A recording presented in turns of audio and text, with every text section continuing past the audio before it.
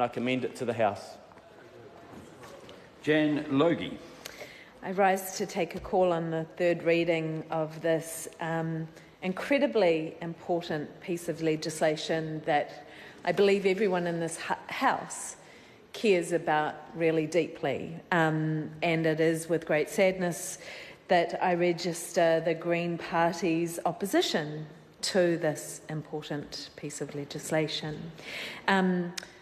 Like the previous Labour Speaker, Porter Williams, I was on the forecourt of Parliament today listening to the experiences of people who seem to range in age from their 60s to their 20s, I think, who had experienced pain, abuse, rape and torture within our collective care, within the state system.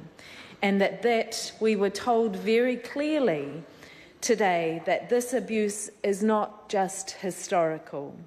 This is still happening now. And we know too that the government is being asked to have an independent inquiry so that we can learn the lessons and that the people who have experienced this can feel heard and can have a sense of confidence that the solutions being proposed by a government will ensure, as they kept on telling us there, this was not about them, this was about their grandchildren and their mokopuna and ensuring that this never happened again. And those people do not have that confidence. They do not feel as if they have been listened to, that they have been fighting every step of the way through that service and the negotiations with the Crown to get any acknowledgement. And it has not felt, for so many people I've spoken to, authentic. And they feel as if the government has been covering its butt rather than caring for them or the future. And the Green Party believes that that needs to change.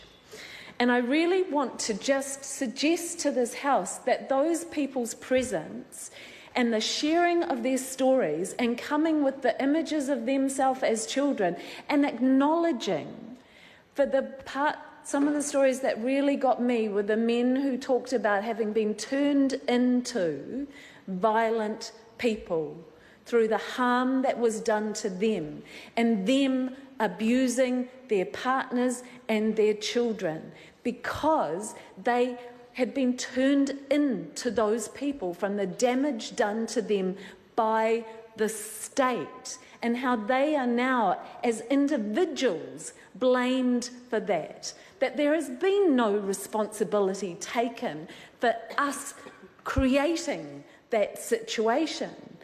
And that they are giving us a gift by being brave enough to tell those stories. They are giving this country a gift, an opportunity to actually properly redress the wrongs, to listen and to learn, and to make sure that we are no longer sweeping this under the carpet, but that we can create together a system that will protect our future generations and our children now. And I really think it's important in this debate, in comparing the legislation that we've been given versus what could be, to acknowledge that in this country, the history of child protection services has been a history of colonisation. That tamariki Māori have been taken from families and severed from their whakapapa, and that consequences of that have been profound for those children who were turned into violent people and for the entire whānau, hapu and iwi. And there has been no acknowledgement of that.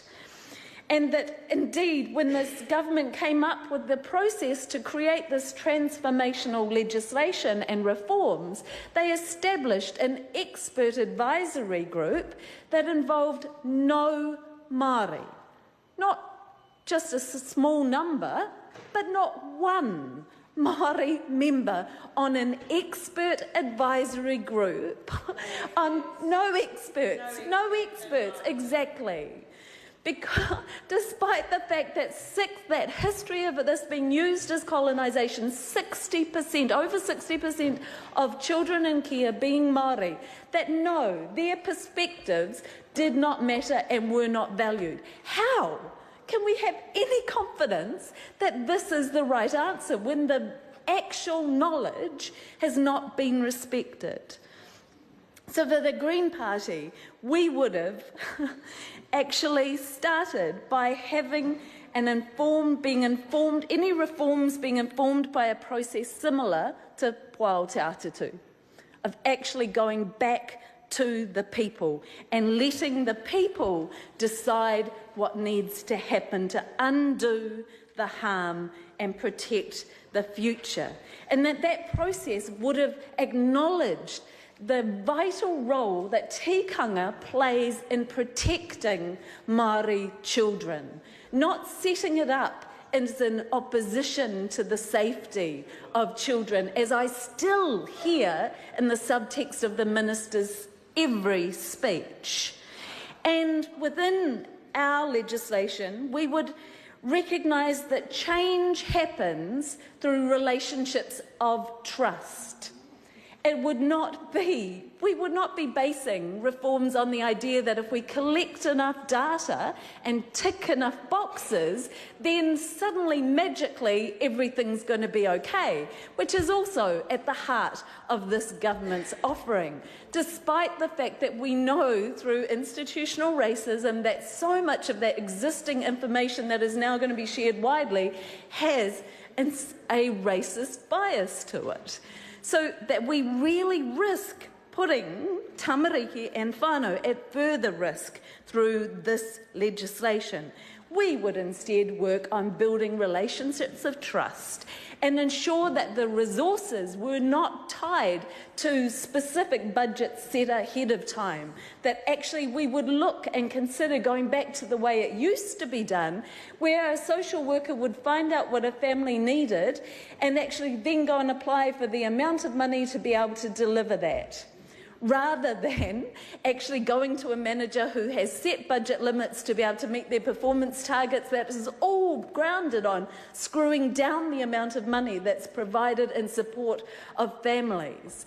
Because if we hear the words out of the minister's mouth about how we're going to be supporting these families so children aren't having to be taken, but they're not doing anything about changing the resource available for those families to address the poverty, to make sure that there are people who are able to be there to support people in that really difficult process of change to deal with the harm that's been done to them, then does anyone think there's a chance that we're going to get a different result to what we've got now? Because I think if you think that, then you're living on another planet.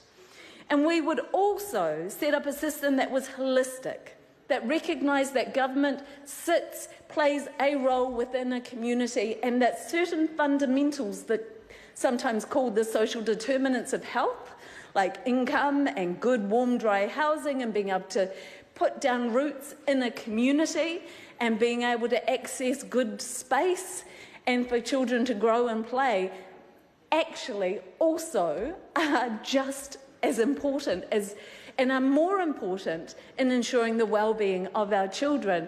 And that approach that is saying this is about this individual is actually missing the point and missing the context and the opportunity for us to really get on top of this abuse and create a society where all of our children are safe, happy, healthy, well, and indeed create the conditions for that love to blossom rather than being determined in a court.